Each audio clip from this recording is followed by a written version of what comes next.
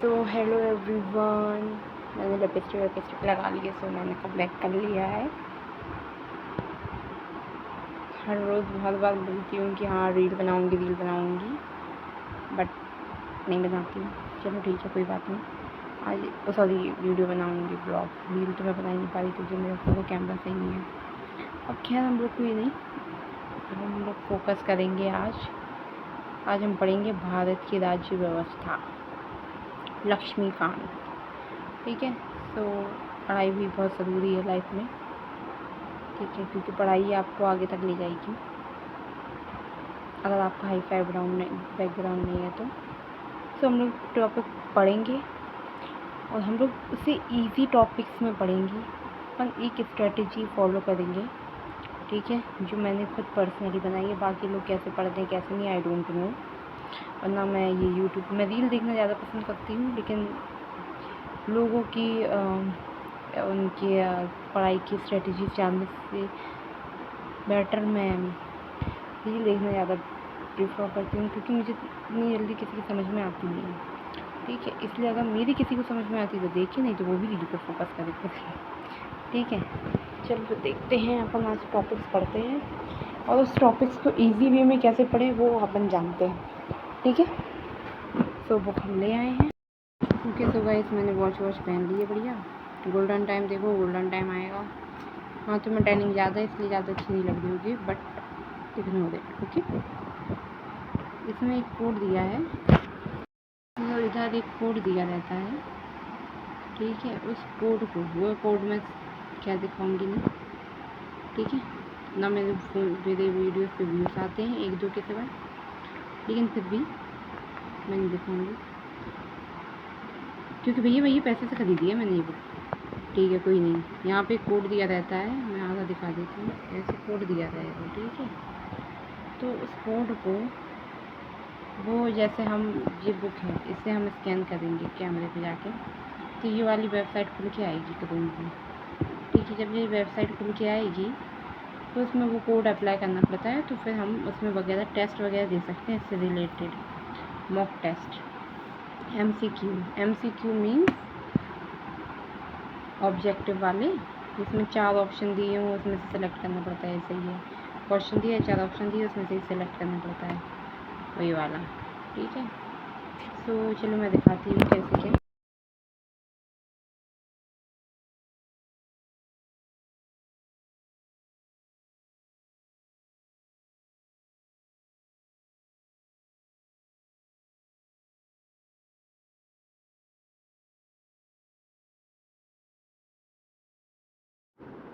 Sorry guys, वो बंद था कैमरा, तो सॉरी माइक्रोफोन बंद था, तो उसे अभी ऑन किया। तो ये है, इसको हम यहाँ से स्कैन करेंगे। स्कैन कहाँ से करेगा गाइस? हाँ ये आ गया, ये ऊपर ऑप्शन दिया है ये वाला। ठीक है, अब अपन करेंगे स्कैन। लाइट नहीं है तो फ्लैश ऑन कर लेंगे। चलो भैया आ गए यहाँ पे क्रोम। चलो भाई साहब, अब खुल गया। अब ये खुल रहा है। ठीक है, फिर अपन ने वॉलेट वो सब वगैरह डाल दिया था, कोड वगैरह। अब फिर से डालना पड़ेगा क्या? चलिए हम फिर से कोड डालते हैं या लॉगिन करते हैं यहीं से।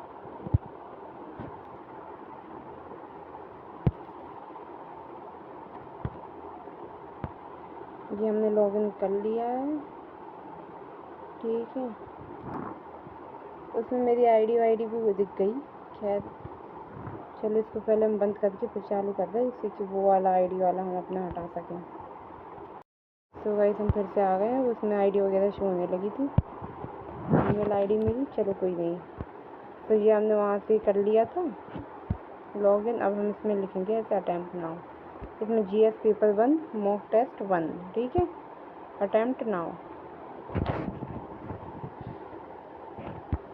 देखो आ गया, आप लिख के भारत की राज्य व्यवस्था ये वो। अब ये आ गया, ये ऑप्शन खुल के आ गया। यहाँ पे करेंगे आई हैव रीड, और उसके बाद स्टार्ट असाइनमेंट। ठीक है। अब ये हमें भैया हमें तो इंग्लिश अच्छी नहीं है, ठीक है, हमें इंग्लिश आती नहीं है समझ में, अपन हिंदी वाले, ठीक है। अपन क्या करेंगे, पहले ऐसे स्क्रीनशॉट नहीं लेंगे, पहले हम लोग क्रोम ओपन हो पहले तो, ठीक है। ये क्रोम ओपन हो गया, पहले इसका डेस्कटॉप वाला ऑप्शन ऑफ करेंगे। अब आएगा छोटा खुल के स्क्रीन पे, जैसे ये बड़ी स्क्रीन पे करना हो तो डेस्कटॉप साइड पे कर दो तो वो बड़ी स्क्रीन पे आ जाता है, ठीक है। लेकिन हम बड़ी स्क्रीन पे वो क्या कहते हैं स्क्रीनशॉट्स वगैरह लेंगे, बट अपन बड़ी स्क्रीन पे नहीं छोटी स्क्रीन पे ही देखेंगे, ठीक है, क्योंकि बड़ी स्क्रीन पे वो कॉपी करो तो वो पूरी कॉपी होता है। चलो ठीक है, स्टार्ट असाइनमेंट। अब ये अपन को राइटिंग, ये अपन को इंग्लिश समझ में आती नहीं है, ठीक है, अपन को फालतू में माथा पच्ची करके समय बर्बाद नहीं करना। अब जाएंगे अपन गूगल ट्रांसलेटर पे, गूगल ट्रांसलेटर,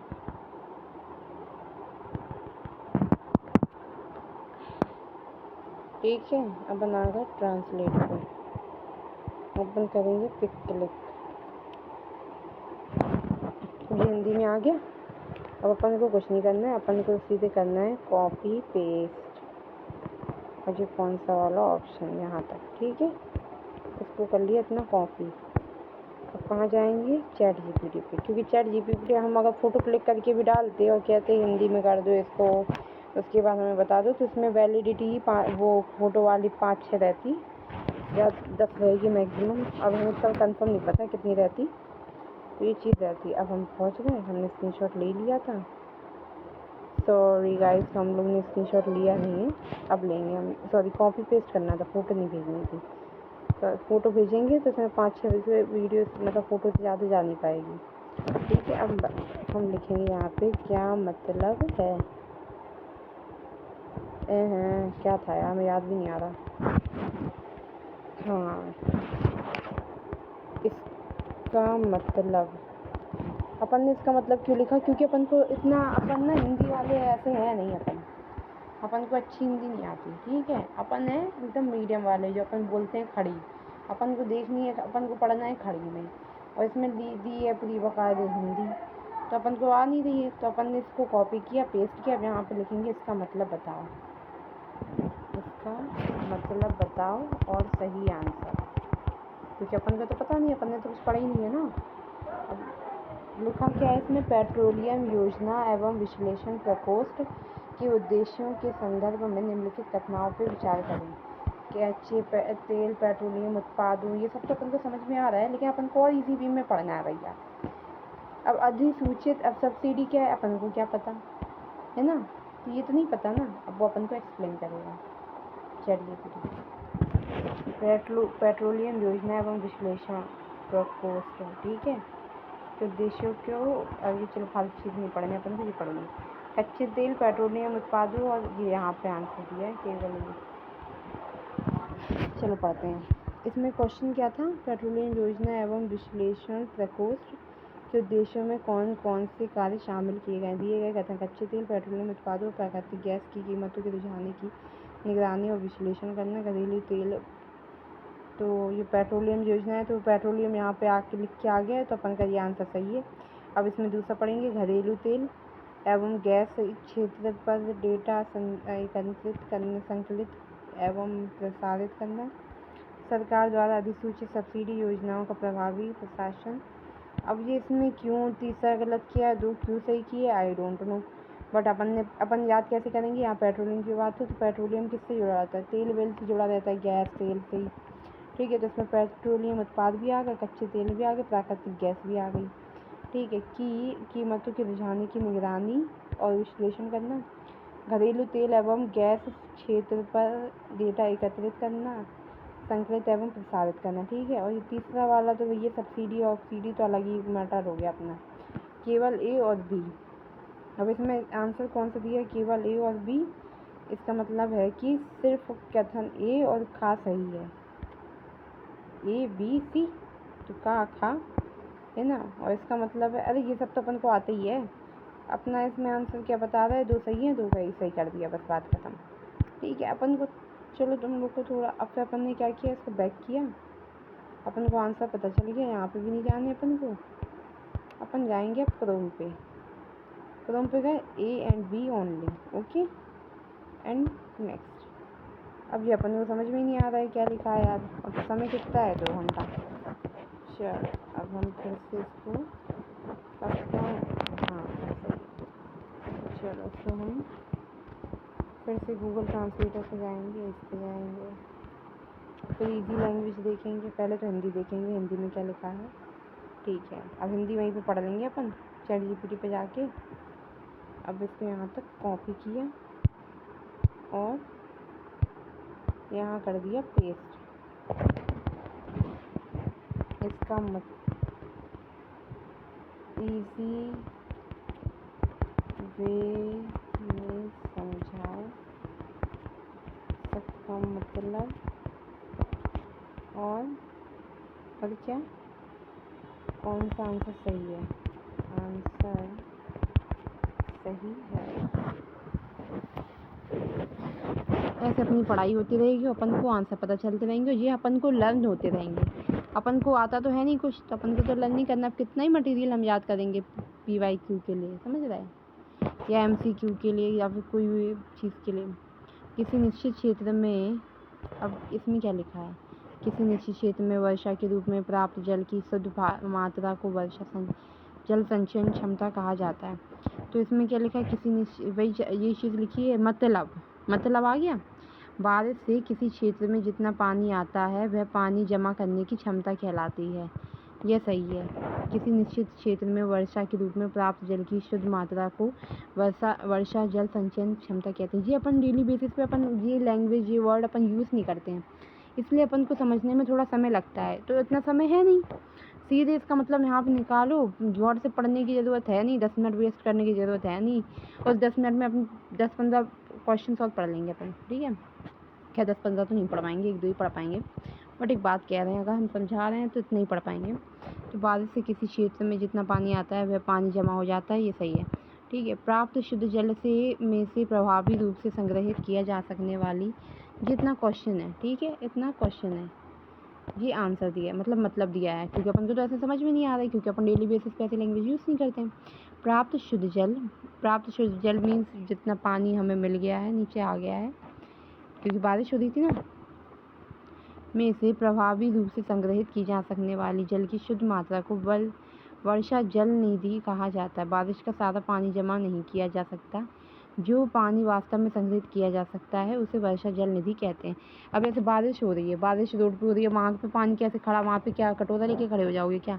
तो वहाँ पे बहुत, मतलब हम लोग ऐसे पूरा पानी इकट्ठा नहीं कर सकते हैं, जैसे वो नदी में जा रहा है, नदी में पानी गिर रहा है, ठीक है, या समुद्र में पानी गिर रहा है, तो वहाँ पे पानी इकट्ठा ही हो रहा है, मतलब एक तरह से वो बढ़ेगा ही पानी की मात्रा, है ना। या फिर ड्रम रखा है खाली, तो उसमें थोड़ा बहुत पानी आ जाएगा, बाल्टी रखी है तो उसमें थोड़ा बहुत पानी आ जाएगा, जैसे छत पे रखी रहती है नॉर्मल वे में, तो वो स्टोर हो सकता है। अब जो चीज़ स्टोर करने वाली है ही नहीं, वो पूरा खुला है, तो कहाँ से होगी। या स्विमिंग पूल खाली है, तो उसमें थोड़ा, जैसे बारिश कम हुई तो थोड़ा पानी आ गया, बारिश लगातार 5-6 घंटे हुई तो थोड़ा ज़्यादा पानी आ गया, तो ऐसे संग्रहित हो जाता है। संग्रहित मतलब इकट्ठा हो जाता है, ठीक है। सरल अंततः संचयन क्षमता, बारिश से आने वाला कुल पानी। संचयन क्षमता का मतलब क्या होता है, बारिश से आने वाला कुल पानी। और वर्षा जल निधि का मतलब क्या होता है, उस पानी में से जो सच में स्टोर किया जा सकता है, जैसा मैंने आपको बताया था, ठीक है। जल निधि, वर्षा जल निधि मतलब हो सकता है जो हम स्टोर कर सकते हैं। और बारिश से आने वाला कुल पानी, संचयन क्षमता का मतलब होता है बारिश से आने वाला कुल पानी, ठीक है। बारिश से जितना पानी आता है, पानी जमा करने की क्षमता, मतलब हम उस पानी को जमा कर सकते हैं कि नहीं कर सकते हैं। अब पता चले हम पानी जमा कर रहे हैं, वो पानी आ ही नहीं रहा, ठीक है। तो इतना डीपली पढ़ने की ज़रूरत नहीं है, बहुत चीज़ें नॉर्मल वे में लिखी रहती हैं, लेकिन ये है कि समझना बहुत ज़रूरी है। हमें समझ में भी तो आए कि किसका क्या मतलब होता है ना। वर्षा जल निधि और संचयन क्षमता अपन को क्या समझ में आ रही जब तक अपन यहाँ नहीं देखते, ठीक है। अब अपन ने क्या किया, A और B दोनों, अब अपन यहाँ गए, A और B दोनों, अब नेक्स्ट कर दिया, ठीक है। इससे अपनी मतलब एक तरह से अपने माइंड में भी चीज़ें बैठती जा रही हैं, अपन को प्रैक्टिस भी होती जा रही है, हम लोग आंसर भी देते जा रहे हैं, और वो भी सही आंसर देते जा रहे हैं, रॉन्ग भी नहीं।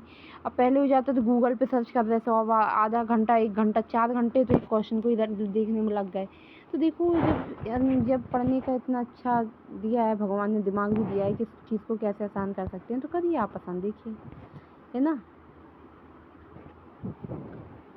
तो यही सब चीज़ें हैं, इस चीज़ पे फोकस करो। अब जैसे मैंने बताया था कि हम डेस्कटॉप साइट पे हम बड़े पे क्यों नहीं कर रहे हैं, ठीक है। अब जैसे हमने बड़े किया, अब हम इसका वो स्क्रीनशॉट नहीं ले पाएंगे, अभी देखना एक सेकंड, आ जाने दो पहले। अब जैसे हमने बड़ा किया, तो जब हम इसको ना वो कॉपी करेंगे तो ये यहाँ तक आएगा कॉपी में। अब जैसे हमने इस पर किया, ठीक है, अब ये पूरा कॉपी होगा। अब हम सोचे थोड़ा कॉपी हो जाए, वो कॉपी हो गई नहीं थोड़ा। अब जैसे हमने यहाँ से किया, अब यहाँ से किया तो यहाँ नहीं आएगा, अब ये पूरा कॉपी हो रहा। अब फालतू में ये नंबर्स क्यों आ रहे, अब नंबर हट भी नहीं सकते, बस यहाँ तक आया। ठीक है, लेकिन अभी तो ये यहाँ से ले नहीं रहा है, क्यों नहीं ले रहा है आई डोंट नो, वैसे तो ले लेता है। तो अपन को फालतू की मगजमारी नहीं करनी है, अपन को सीधे मतलब डेस्कटॉप साइट पे जाके इसको छोटा करके तब वहाँ से कॉपी करना है, ठीक है। फालतू खुलापड़ापंती के नहीं पढ़ना है चक्कर। ये हमने बता दिया बिल्कुल ईजी वे। अब एक तरीका और देखते हैं पढ़ाई का,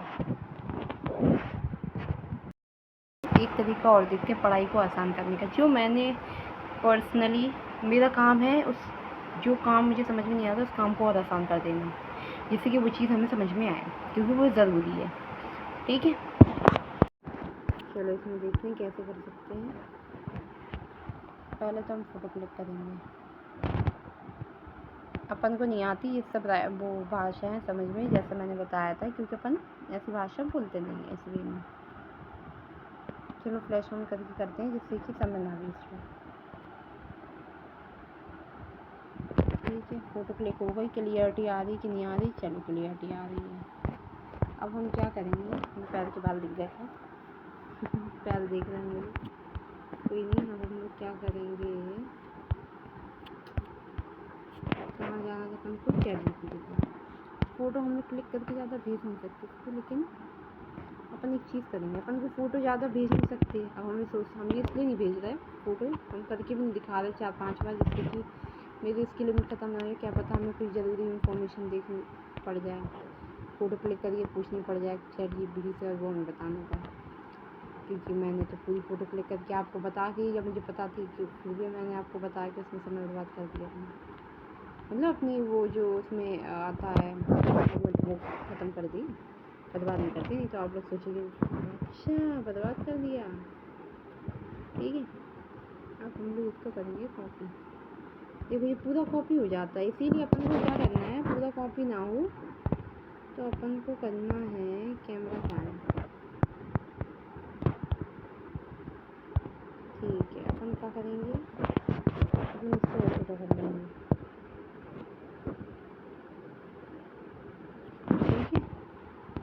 अपन जितना ज़रूरी है बस उतना, रिप्लेस ओरिजिनल, ठीक है, वो डिलीट हो जाएगा अपना, वो हो गया डिलीट। अब यहाँ पे आते हैं, स्क्रीनशॉट में कैमरा। अब हम पूरी कॉपी करेंगे, अब अपन को ना इसे ट्रांसलेट करना है ना कुछ करना है। अब हम इसे यहाँ पे करेंगे, इसे इजी लैंग्वेज में समझाएं, इजी लैंग्वेज में समझाएं।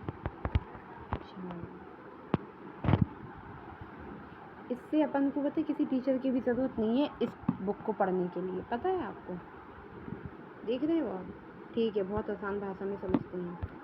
ChatGPT का यूज़ गूगल से भी ज़्यादा बेस्ट है ChatGPT, लेकिन कहीं कहीं गूगल भी सही है, कहीं कहीं ChatGPT भी सही है। हम बिल्कुल ChatGPT को भी प्रीफर नहीं कर सकते कि बिल्कुल सही है, और ना हम गूगल को कह सकते हैं कि तुम बिल्कुल सही हो, समझ रहे हो, ठीक है। तो हम लोग देख सकते हैं भारत में ब्रिटिश 1608 ईस्वी में, ये हमने पूरा कॉपी किया था, ये सब यहाँ पे लिखा हुआ है। तो अपन पढ़ क्या नहीं पा रहे, अपन ऐसे क्या नहीं समझ पा रहे, तो अपन देखते हैं अपन क्या नहीं पढ़ पा रहे थे, अपन नहीं पढ़ पाते, ऐसे लिखा है इसमें,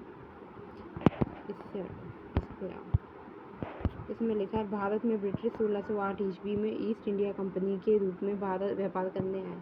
चलो इतना समझ में आ रहा। 1600 में महारानी एलिजाबेथ ने एलिजाबेथ प्रथम के चार्टर द्वारा उन्हें भारत में व्यापार करने के विस्तृत अधिकार प्राप्त थे। ठीक है, ये भी समझ में आ रहा है कि वो भारत में व्यापार करने आई थी, तो उनको सारी वो थी, अथॉरिटी थी हर एक चीज़ के लिए। ठीक है, काम को लेकर उनके। कंपनी जो सभी तक सिर्फ व्यापारिक कार्यों तक ही सीमित थी, कंपनी जो सिर्फ और सिर्फ बिजनेस ही देखती थी, ने 1765 ईस्वी में बंगाल, बिहार और उड़ीसा के दीवानी अर्थात राजस्व एवं दीवानी न्याय के अधिकार प्राप्त कर लिए। मतलब 1765 ईस्वी में बंगाल में, बिहार में और उड़ीसा में, 1608 ईस्वी में आई थी, 1765 ईस्वी में इन्हें आया। खैर इनने तो नहीं किया होगा, इनकी कंपनी ने किया होगा, क्योंकि तब तक तो वो चली गई होंगी, सुधार गई होंगी, है ना। तो इनकी कंपनी का जैसे यहाँ पे नाम दिया है कंपनी, तो कंपनी पे फोकस करेंगे ना कि एलिजाबेथ पे।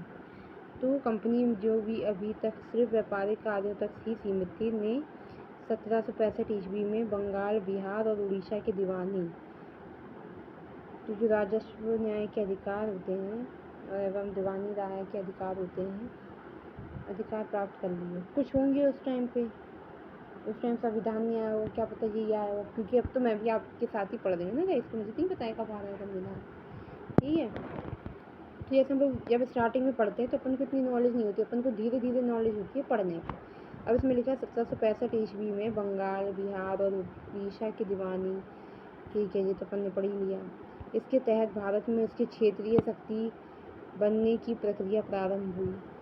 मतलब भारत में उसके क्षेत्रीय शक्ति बनने की प्रक्रिया प्रारंभ हुई, मतलब कि ऐसी जो उनकी कंपनी है वो और जगह भी खुलेंगी। ठीक है, 1858 में सिपाही विद्रोह के परिणाम स्वरूप ब्रिटिश ताज ने भारत के शासन उत्तरदायित्व प्रतिष्ठा अपने हाथ में ले ली। अभी 1858 ईस्वी आई, फिर उसमें जो सिपाही विद्रोह थे के परिणाम स्वरूप ब्रिटिश ताज ने, मतलब जो ब्रिटिश कंपनी अपनी जो कंपनी चलाती आ रही थी, जो वो सब चला रहे होंगे, उनकी जो कंपनी में काम करते थे, या होंगे उनके बेटे जो भी चला रहे होंगे। तो ये सिपाही विद्रोह है के परिणाम स्वरूप ब्रिटिश सरकार ताज ने भारत के शासन उत्तरदायी प्रतिष्ठा को अपने हाथ में ले लिया, मतलब हर एक चीज़ अपने हाथ में ले ली। हिंदुस्तानियों के पास कुछ है ही नहीं, ब्रिटिश अपना राज करने लगा अपने इंडिया में। ठीक है, यह शासन 15 अगस्त 1947 में भारत की स्वतंत्रता प्राप्ति तक अनवरत रूप से जारी रहा। 15 अगस्त को ही तो हम लोग का देश आज़ाद हुआ था। वो कैसे हुआ था? क्योंकि जब ब्रिटिश अपनी कंपनी खोल रहा है, वो हर एक चीज़ यहाँ पे व्यापार कर रहा है, हर एक चीज़ कर रहा है, इतना हमारा देश आगे बढ़ा नहीं था। वो लोग कुछ चीज़ों में आगे होके उस चीज़ को यहाँ पे चालू कर रहे हैं, तो अपन तो फिर कुछ कर ही नहीं सकते ना, क्योंकि अपन को तो नॉलेज है नहीं, अपन तो पढ़े लिखे हैं नहीं, लेकिन वो लोग बहुत पढ़े लिखे रहते थे, तो उस चीज़ को इम्प्रूव करते थे। अब जैसे आज के समय में यहाँ पे लोग अब पढ़े लिखे हो गए ज़्यादा, और एजुकेशन को आगे बढ़ाई, अब तो वो और आगे गए। अब्दुल कलाम हो गए, जैसे ये हो गए, तो उनकी रास्ते पे चल के फिर उन्होंने खुद को ग्रो किया, लोगों ने खुद को ग्रो किया, फिर ऐसे मिसाइलें बनी, ये बनी, वो बनी, लेकिन पहले इतनी टेक्नोलॉजी नहीं थी और ना इतना दिमाग था कि भैया कैसे क्या किया जा सकता है। ठीक है, तो इन लोग ने अपने हाथ ले ली क्योंकि उनको नॉलेज है, तो नॉलेज बहुत ज़रूरी है। ठीक है, तो 15 अगस्त के बाद जब देश आज़ाद हो गया, फिर स्वतंत्रता मिलने के साथ ही भारत के सभी के लिए एक संविधान की आवश्यकता महसूस हुई। अब फिर जब भारत मतलब स्वतंत्र हो गया, तब लगा कि भैया अपना संविधान बनना चाहिए, अपना संविधान नहीं है, क्योंकि ऐसे मैंने बताया उस टाइम संविधान नहीं बना होगा, मुझे जहाँ तक नॉलेज है। तो फिर यहाँ पर उन्होंने कहा यहाँ इसको अमल में लाने के उद्देश्य से 1946 में एक संविधान सभा का गठन किया गया। अब इसको अमल में लाने के लिए उद्देश्य से अब 1946 में ये संविधान गठन किया और 26 जनवरी 1950 को संविधान अस्तित्व किया में आया। अच्छा, 1946 में इनको संविधान सभा का गठन किया कि कौन कौन सा हम संविधान ला सकते हैं, किस चीज़ पे हम ध्यान दे सकते हैं, और 26 जनवरी 1950 को संविधान अस्तित्व में आया। ठीक है, अब अपन ये चीज़ तो देख लें, अपन तो यही भूल ही गए कि भैया अपन यहाँ पे क्यों क्या मतलब इसका इजी वे में क्या देख रहे थे यहाँ पे, और अच्छे से नॉलेज, क्योंकि यहाँ पे देखते हैं, यहाँ पे देखो लाइन वाइज ही देख लिया वो चीज़। 1908 ब्रिटिश शासन का आगाज़ कब तक था? 1908 ईस्वी में British east India company Bharat में व्यापार करने आई, जो एलिजाबेथ लेके आई थी, जैसा मैंने बताया। 1600 इंग्लैंड की रानी एलिजाबेथ प्रथम ने कंपनी को भारत में व्यापार करने का अधिकार दिया। अच्छा, जो इंग्लैंड की रानी एलिजाबेथ थी वो भी भैया राज कर रही थी अपने जहाँ वो इंडिया में, देख रहे हो गाइस। इंग्लैंड की रानी एलिजाबेथ प्रथम, उनका नाम आगे प्रथम लगता था, तो प्रथम ने कंपनी को भारत में व्यापार करने का अधिकार दिया। देख रहे हो गाइस, इंडिया के लोगों के हाथ में कुछ है ही नहीं साला।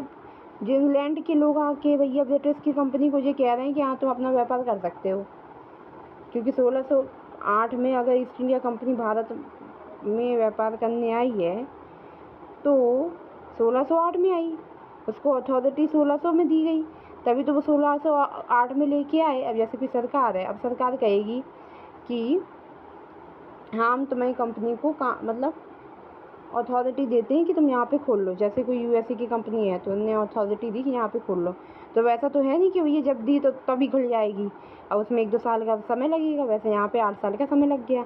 शुरू में कंपनी सिर्फ व्यापार करती थी, लेकिन 1765 में उसने बंगाल, बिहार, उड़ीसा की दीवानी राजस्व का व न्याय के अधिकार ले लिए। राजस्व व न्याय के अधिकार ले लिए। इस तरह वह व्यापारी से शासक बनने लगे। अच्छा, अब बताओ जो अब वो बंगाल, बिहार और उड़ीसा की दीवानी, अब जैसे बंगाल, बिहार, उड़ीसा में ये भी व्यापार करने लगे, ठीक है। अब ऐसे कोई कंपनी है, फॉर एग्जांपल KFC है, ठीक है, ये तो यूएसए की कंपनी है। अब ये KFC अपने इंडिया में भी चलता है। अब ये KFC की फ्रेंचाइजी कहाँ कहाँ पे है, अपने हर जगह है। झांसी में है, मुंबई हो गया, दिल्ली हो गया, जो भी जितनी भी जगह हैं सब जगह ही है ऑलमोस्ट, ठीक है। ऐसे ही ये इसकी कंपनी बंगाल में, बिहार में, उड़ीसा में चलने लगी। तो जब वो चलने लगी तो वहाँ के लोग अनएजुकेटेड होंगे ज़्यादातर, तो उनका फिर, अब ये लोग तो एजुकेटेड थे, ऐसे तो कोई कंपनी खड़ी कर नहीं लेगा अपनी, तो फिर ये सब, और जो कंपनी में काम कर रहे तो वो भी एजुकेटेड ही हुए एक तरह से, ठीक है। तो फिर वो अपनी चलाने लगे, समझ रहे हैं। तो ऐसे वो फिर अधिकार लेने लगे कि अरे हम तो ये अधिकार भी तो ले सकते हैं, हमारे पास तो खूब पैसा है, बात करेंगे, बड़े हाई फाई लोग हैं ही, कहेंगे अपने साथ लगा लो। जैसे कोई बिजनेसमैन है, वो कोई पार्टी ज्वाइन करना चाहता है पॉलिटिक्स, तो वो ये कहेगा ना कि अरे हम चाहते हैं आपके साथ जुड़ना।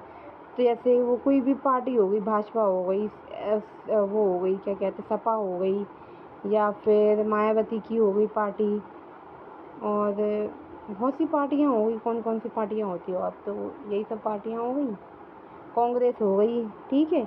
अब उन्होंने कहा कि हमें आपके साथ जुड़ना है। जैसे उसको जुड़ना है भाजपा या सपा से, किसी के साथ भी जुड़ना है, मान के चलते से भाजपा के साथ जुड़ना है, क्योंकि अभी भाजपा जो अपने देश के PM है वो BJP से है, और BJP हो गई भाजपा, और BJP हिंदी में भाजपा ही बोलेंगे, भाजपा जनता पार्टी, भारतीय जनता पार्टी ना। तो अब लोग सोचेंगे कि यार देखो, जो अपने देश का प्रधानमंत्री है वो BJP में है, तो हम भी BJP पार्टी ज्वाइन करें, क्यों फालतू में कांग्रेस सपा ज्वाइन करें, है ना। क्योंकि राज तो BJP का चलेगा, क्योंकि प्राइम मिनिस्टर ही BJP से जुड़े हुए हैं। तो ऐसे व्यक्ति उस पार्टी में आ गया। अब जैसे उस टाइम पे भी कुछ पार्टियाँ होंगी, है ना, तो ऐसे वो उसमें पार्टी है, उसमें अपना अधिकार जमा लिया, क्योंकि उनके पास जितना पैसा नहीं होगा उतना उस बिजनेसमैन के पास पैसा होगा। आज के समय में पार्टी वालों के पास ज़्यादा पैसा रहता है, लेकिन उस टाइम नहीं होगा। उन्हें सोचा होगा क्या पता हम ऐसे, वो राजनीति वाले थे लोग भाई साहब, वो भले ही पॉलिटिक्स में नहीं थे, लेकिन उनके दिमाग में राजनीति चलती थी। जो बाहर की कंपनियाँ थी, ब्रिटिश हो गए, इंग्लैंड हो गए, ये लोग के दिमाग में ये लोग ऐसी राजनीति कर लड़ाओ, आपस में लड़ाओ और अपना अधिकार जमाओ। इस तरह वह व्यापारी से शासक बनने लगे। 1858 में सिपाही विद्रोह के बाद ब्रिटिश सरकार क्राउन ने सीधे भारत का शासन संभाल लिया। देख रहे हो गाइस, यह शासन 15 अगस्त 1947 तक चला। संविधान की शुरुआत, आज़ादी के बाद भारत को नया संविधान चाहिए था। 1946 में संविधान सभा बनी। 26 जनवरी 1950 संविधान लागू हुआ, और तभी अपन गणतंत्र दिवस और वो बनाते हैं स्वतंत्रता दिवस। ठीक है, भारत का संविधान ब्रिटिश शासन से कई चीज़ें सीख कर बना। कंपनी का शासन 1773 से 1858, क्राउन सम्राट का शासन 1858 से 1947। ठीक है, ये सब चीज़ें। अब अपन को एक चीज़ समझ में नहीं आ रही, ये क्राउन सम्राट शासन ये क्या है। अब अपन को तो समझ में आ नहीं रहा है क्या है, तो अपन क्या करेंगे, हमें बताओ। अब लिखेंगे क्राउन सम्राट शासन इसका मतलब क्या हुआ? अब ये हमें बताएगा ये क्या था। 1858 के बाद, जो अपन को वर्ड भी समझ में नहीं आया तो वो यहाँ पे एक्सप्लेन हो जाएंगी चीज़ें। 1858 के बाद भारत पर शासन ईस्ट इंडिया कंपनी ने बल्कि ब्रिटिश सम्राट किंग क्वीन के नाम पर ब्रिटिश सरकार ने किया। अच्छा, ऐसे कुछ नाम होता है तो उन्होंने नाम रख दिया था, ईस्ट इंडिया कंपनी की जगह ब्रिटिश सम्राट रख दिया था। अच्छा, जैसे भारतीय जनता पार्टी है तो अपन ने कोई पार्टी बनाई, ठीक है, अपन को समझ में नहीं आया उसका नाम क्या रखें, तो मैंने लिख दिया खुशी की पार्टी, है ना, या फिर लिख दिया भारतीय जनता पार्टी, ठीक है, ऐसे ही, या सपा पार्टी, कांग्रेस पार्टी, ऐसे भी पार्टी बनाई, उसका नाम रख दिया, ये चीज़ थी। अच्छा, ठीक है, समझ गए गाइस। तो मैंने आपको बता दिया ये चीज़ें कैसे, क्राउन का शासन कहाँ से चला ये भी बता दिया, 1858 से 1947 तक चला, क्योंकि फिर ये सब बाहर के जो लोग थे, विदेशी लोग, ये लोग ने तब तक चलाया, अपन फिर आ गए थे, अपना हो गया था कम बैक, है ना। तो गाइस इस सब चीज़ों पे ऐसे ध्यान दिया जाता है, पढ़ाई ऐसे की जाती है। तो मुझे बस थोड़ा बहुत बताना था कैसे क्या किया जाता है, कैसे मतलब मैं क्या स्ट्रेटेजी फॉलो करती हूँ। भले ही मुझे पढ़ना नहीं मुझे पढ़ाई में मन नहीं है या फिर मैं पढ़ाई ही नहीं करती, बट मुझे ऐसे लगा कि चीज़ों को जितना आसान करके पढ़ी जाए वो ज़्यादा बेटर है।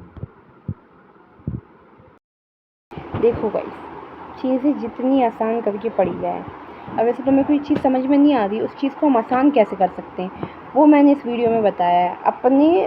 अब जैसे मुझे कुछ चीज़ समझ नहीं आया, मैं क्या करूँ, मैंने वो स्क्रीनशॉट ली, मैं सोचा अच्छा इसकी हिंदी तो मुझे पता है कहाँ से कर सकते हैं, मैंने उसको कॉपी पेस्ट किया, मैंने कोशिश करी और चीज़ें आसान हो जाएँ, जिससे मुझे समझने में आसानी हो जाए, है ना। अगर हम ऐसे पढ़ रहे हैं तो हमें किसी टीचर की भी आवश्यकता नहीं है, मैं बताऊँ, टीचर की आवश्यकता ऐसी नहीं है, हम बताए कुछ, हम टीचर्स को कुछ गलत नहीं कह रहे, उल्टा सीधा नहीं कह रहे हैं, लेकिन टीचर्स का नाम लेने का मेन मोटिव ये है कि जब हम लोग यूट्यूब पे पढ़ते हैं ना, तो वो जो छोटे छोटे टॉपिक होते हैं वो तो लंबा लेके जाना है, क्योंकि उन्हें अपनी वीडियोस भी लंबी खींचनी है और वो उन्हें उसमें बातें भी बहुत सारी करनी है ना। तो अपन को तो बातें करनी नहीं, अपन तो पढ़ना है अपन को। तो अपन जब ये बुक को हम लेके बैठेंगे और हम बुक पे ही फोकस करेंगे और हम बुक से ही उसका आंसर ढूंढने की कोशिश करेंगे, ये चैट जीपीटी से जैसे प्लेटफॉर्म हो गए, उससे तो हमारा फोकस ज़्यादा तो पढ़ाई पे रहेगा। अब हम किसी भी टीचर की वीडियो देखेंगे, उसमें वो जितना पढ़ाएगा तो उतना वो थोड़ा 2-3 टॉपिक लेगा, है ना, और उतनी सी जो 2-3 टॉपिक हैं जो 2-3 मिनट में ख़त्म हो सकते हैं या 10-15 मिनट में ख़त्म हो सकते हैं, वो उस टॉपिक को 1 घंटे तक खींचेंगे या 2 घंटे तक खींचेंगे, ठीक है। जब वो 1-2 घंटे तक खींचेंगे उस टॉपिक को, तो उसमें हमारा समय वेस्ट मतलब बर्बाद ही होगा। हम मैथ रीजनिंग वालों की बात नहीं कर रहे हैं, हम ये जैसे हिंदी हो गई, जीके जीएस हो गई, या फिर ये हिस्ट्री ज्योग्राफी वगैरह हो गई, हम इन सब्जेक्ट्स के बारे में बात कर रहे हैं कि हम लोग ये सब्जेक्ट तो हम लोग ऐसे भी पढ़ सकते हैं, जैसे हिंदी, इंग्लिश और इंग्लिश रीजनिंग वगैरह हो गई, ये तो मैंने देखा है कि वो तो चलो अपन को तो वैसे ही देख के समझ में आएगा, ऐसे समझ में नहीं आएगा, बट ये जो सब्जेक्ट है जो अपन पढ़ सकते हैं उसको खुद से समझ सकते हैं। अब इसमें हमें टीचर्स की भी ज़रूरत पड़ सकती है, लेकिन वो चीज़ अब जैसे वो तो 2-3 टॉपिक लेके चल रहा है, उन्हें 2-3 घंटे खींचे लिए, अब आप यहाँ पे पढ़ रहे हो तो आप वो 2-3 घंटे खींचने के बजाय आधे 1 घंटे में कंप्लीट कर लोगे, है ना। तो यही चीज़ हम कहना चाहते हैं, जितने कम समय में और जितने टॉपिक जितनी जल्दी हम रिवाइज़ कर सकते हैं वो ज़्यादा बेटर है। सो हम इनको वीडियो को एंड करते हैं, इतना काफ़ी था आज के लिए। Bye bye, take care.